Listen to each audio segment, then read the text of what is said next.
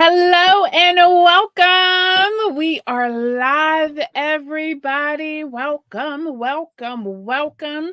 I hope that you all had a fabulous, I mean, absolutely fabulous, gorgeous day. If you're in the DC area, it was probably a very cold day for you. But that's okay. That's why we have sweaters, coats, and scarves, and dare I say, maybe some earmuffs and some gloves. Oh, did you need all of that today? Probably. It was cold today. So come on in. We are live. Welcome. We are advancing on purpose, calling all mid career women. It is your time to shine. It is your time to advance. And yes, I mean you, the one that may have been passed up on a couple of promotions. It is your time. The one who is outspoken. It is your time to advance on purpose. We are on day 28. We are almost done our 30 days. And so I am saddened that it's come to this time, but also excited because that means it's time, really, truly, for us to take it up to the next level. And so, day 28 of our 30-day challenge yesterday, we were talking about navigating employee leave, and that is something definitely you need to understand as a leader. So if you missed it, please go back to day 27, catch that replay, and you can do that on Facebook, you can do that on YouTube. Either way, maybe it's a little bit easier to navigate on YouTube than Facebook, but the information is there for you because I want you to be able to advance on purpose. I want you to have the knowledge that others have. I want you to be able to do your thing without no holds bar. And so today we're going to be speaking about navigating employee conflict with grace. That's right, with grace. What you need to know to aim your insights, your knowledge. We want to steer you in the right direction towards growth and towards your leadership goals.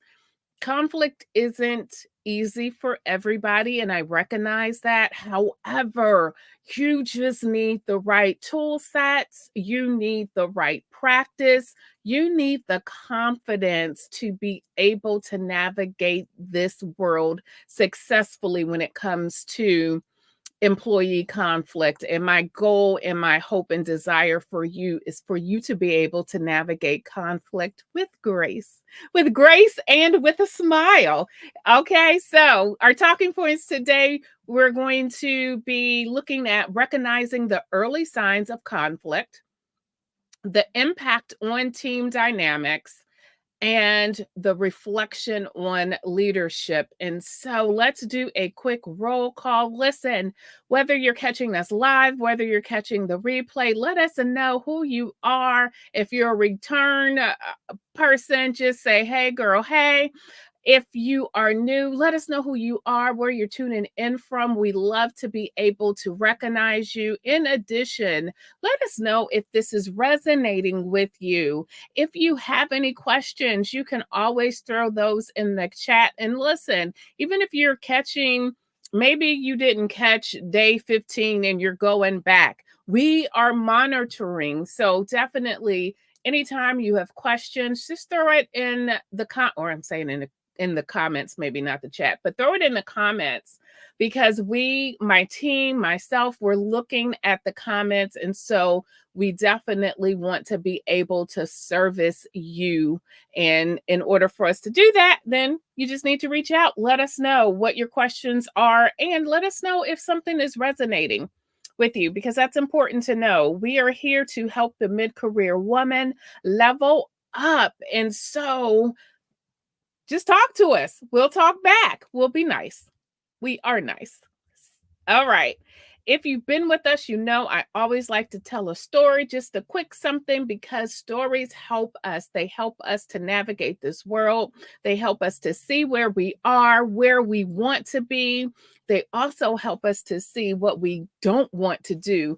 And I am truly one that I will learn from a mistake. So tell me your mistake. Please share it with me, because I prefer to learn and not have to repeat something. And so let's talk about Jessica. So I had a colleague by the name of Jessica who highly talented and in line for a significant promotion. She was a team lead and very good at her job. However, her downfall came when two of her team members had a severe conflict.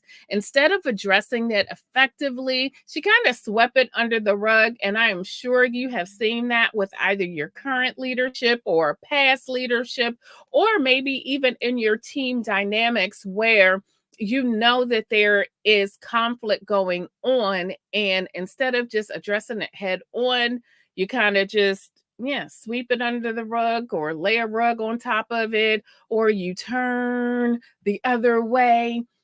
So she was not very good with conflict. And so she swept it under the rug thinking, oh, these adults are going to figure it out.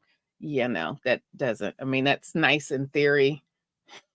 It's very nice in theory. I don't see that happening too often, where two opposing forces just come together in the workforce unless they're made to. So just note that. However, for her, this situation escalated, affecting the entire team, the team's morale, the team's performance. You know, management took note, and that's something that you don't want to have happen, is that management has to come in and then take over for you.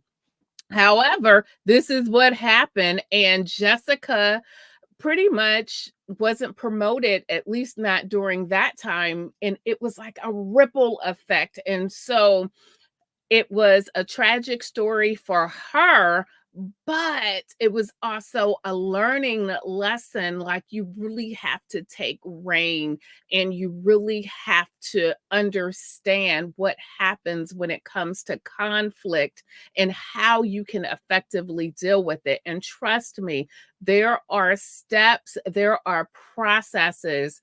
Conflict is not, some people think conflict is just horrible.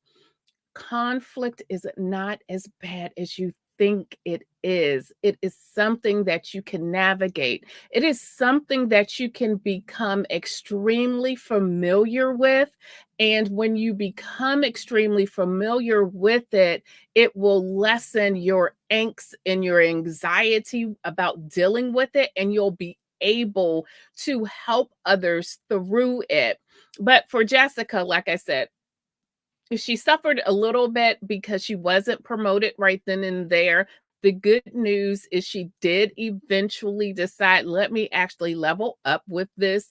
And so in about 3 years, she got her promotion.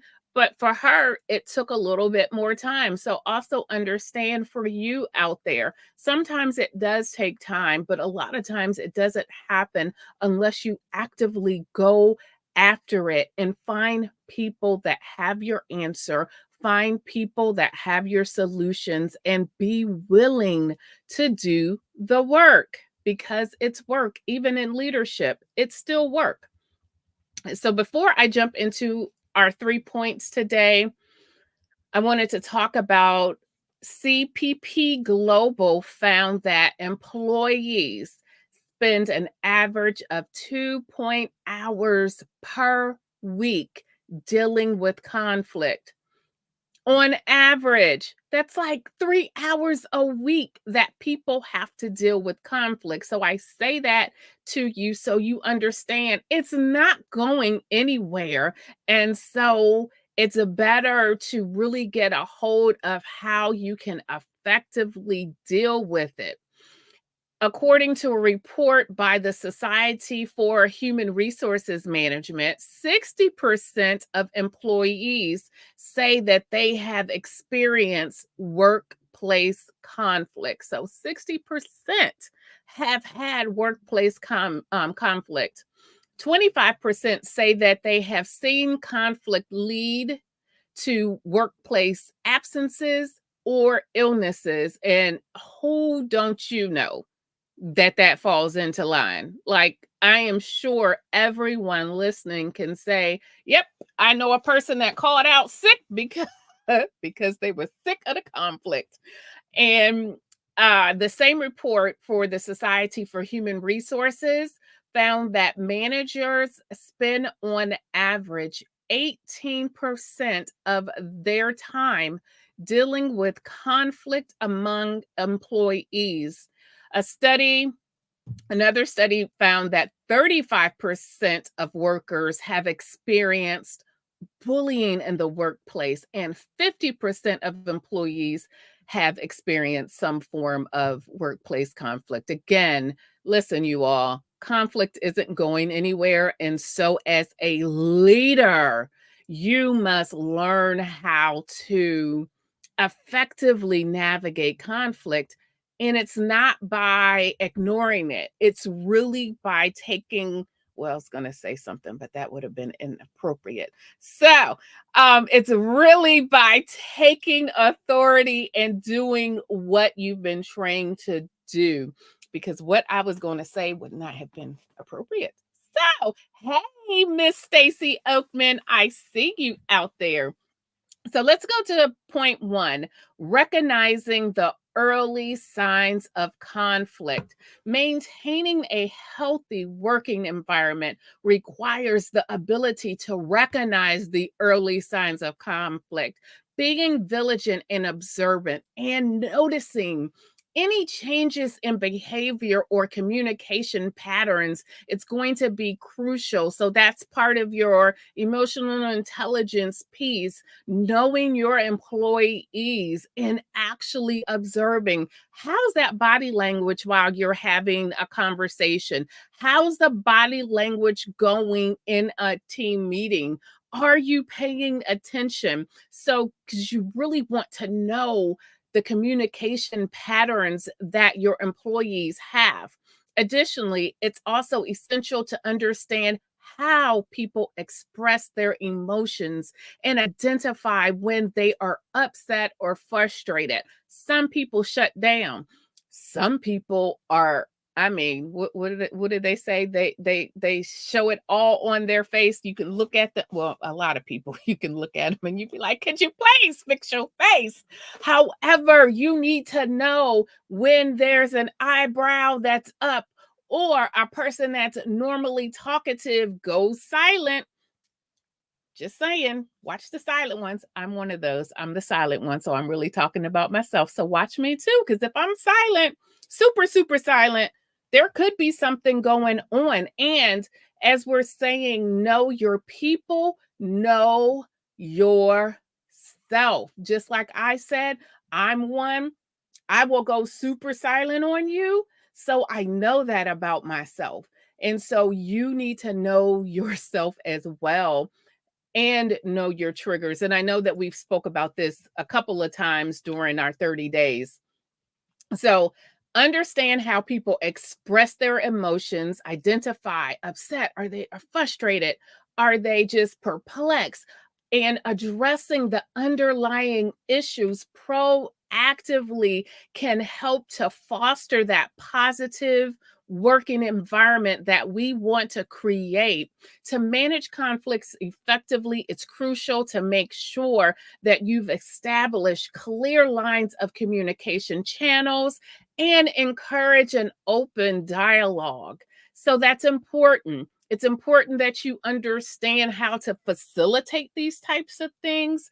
If that is an area, everyone isn't necessarily skilled or comfortable in this. I would say to you, if you find that this is an area where you're not so comfortable, I definitely invite you to come out to our webinar on December 2nd. Bring that to the call and let me help you through that process, because I recognize everyone really isn't comfortable with this particular genre. When everyone feels comfortable expressing their opinions and concerns, it does become easier to identify and to be able to resolve potential conflicts before they hit the fan, before they escalate.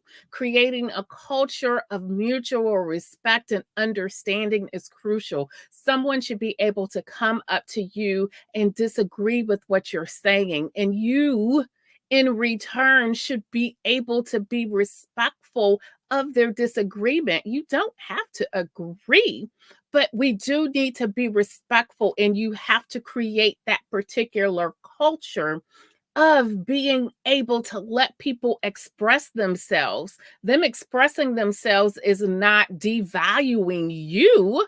Them expressing themselves is appreciating them. And don't you want to be appreciated? I know I do.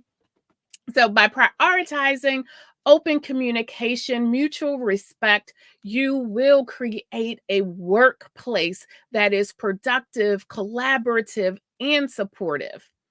In our second point, we want to talk about the impact on team dynamics. Unresolved conflict will blow up. Boom. Literally. Whew.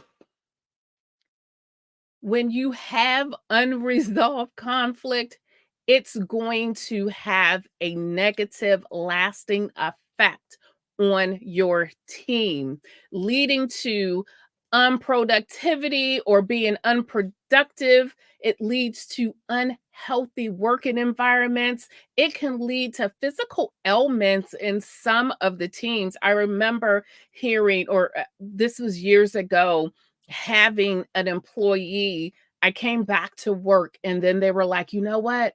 This happened." And it was a lot of conflict. So it was one day that there was just a lot of conflict going on, and that employee was like, "Do you hmm, I know I'm thinking about what exactly I want to share."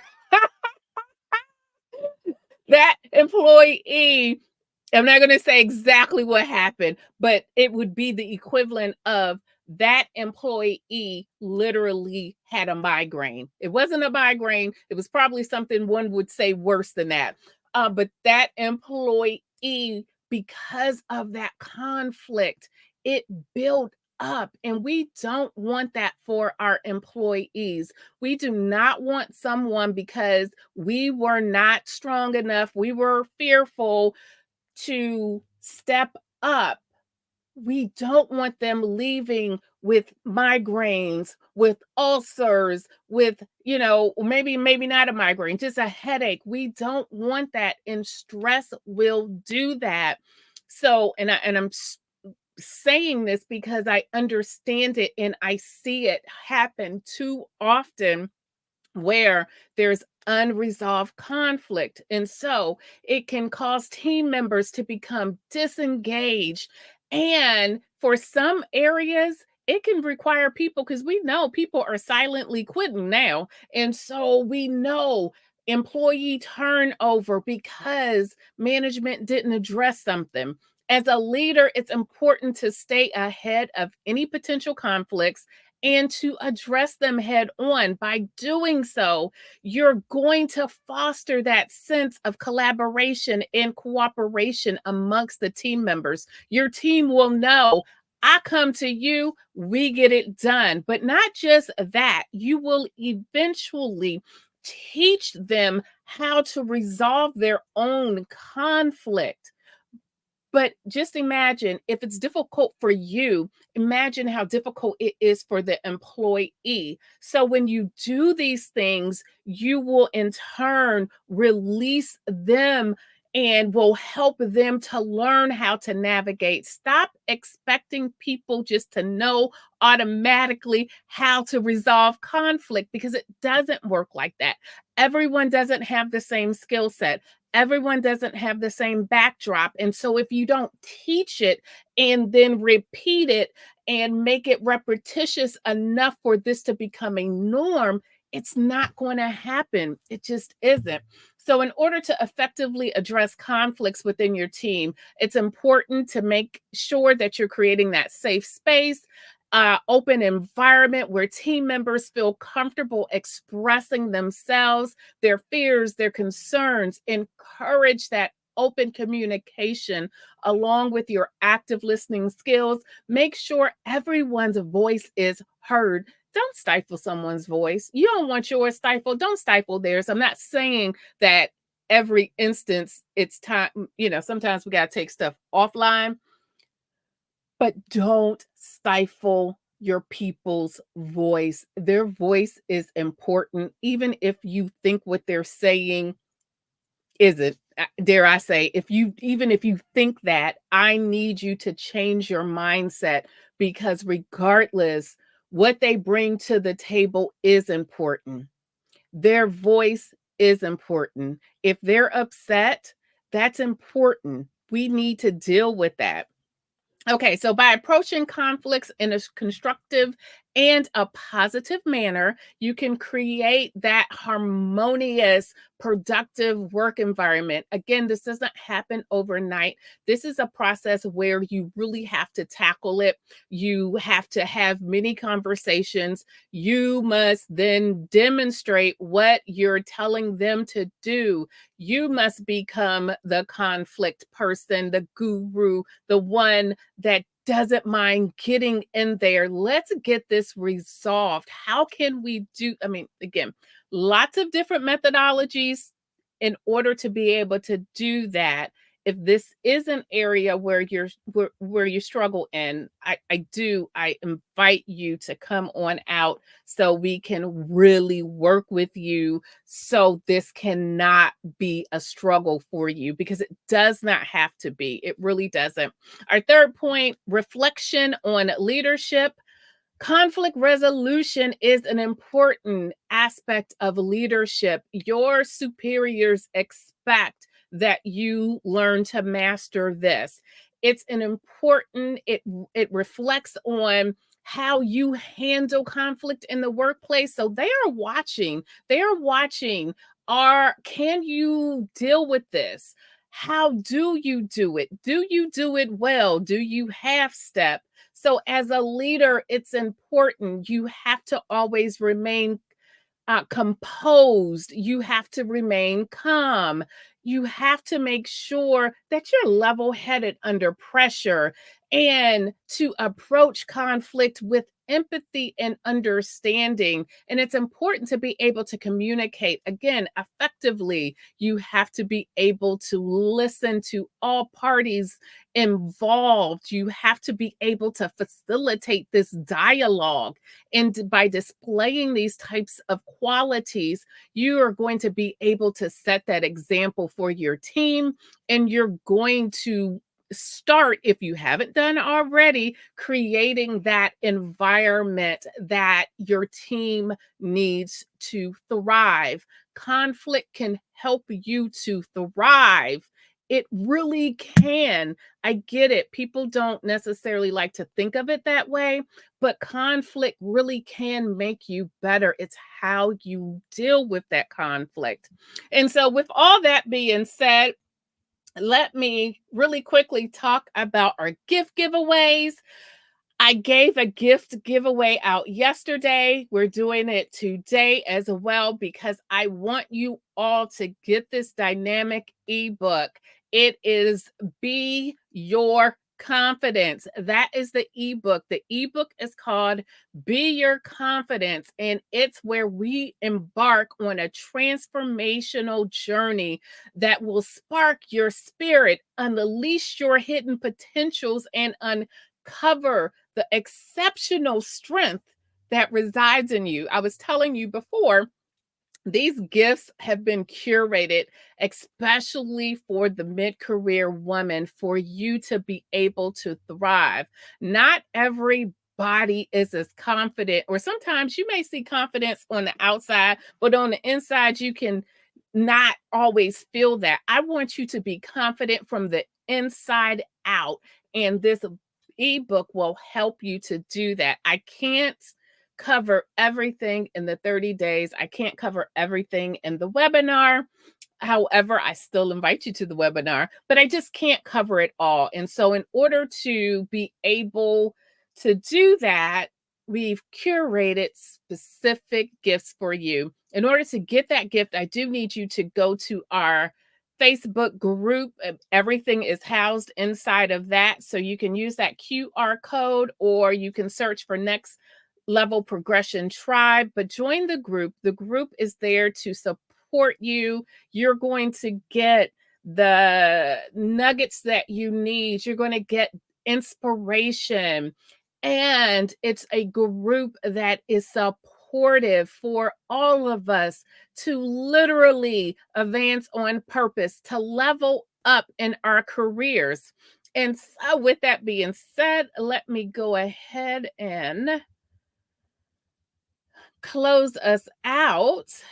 Listen, navigating employee conflict with grace is not just about problem solving. It's not just about pointing out, you did this, you did that. It's an essential leadership skill that has a far reaching implication on your career. People are watching you. Your management's watching, your employees are watching. It can affect your team's performance or just the overall work environment. And being proactive, understanding the early signs of conflict, understanding how that interacts with the team's dynamic, and understanding it's a reflection of your leadership. We go past just dealing with the conflict. We want to get to the root issues. We want to resolve these things in a meaningful, productive way, and turning your back is just not going to do it. Sweeping it under the rug is not going to do it. It's your capacity to manage conflict gracefully that's going to elevate you. And that is what I definitely want for each and every one of you. And so let's end, because if you've been with me, you know I like to end with a quote. The ultimate measure of a man is not where he stands in moments of comfort and convenience, but where he stands at times of challenge and controversy. So I thank you and may you lead with excellence. Join me tomorrow for more insights, great nuggets. It's my goal to help you to move up in your career because you deserve to advance on purpose.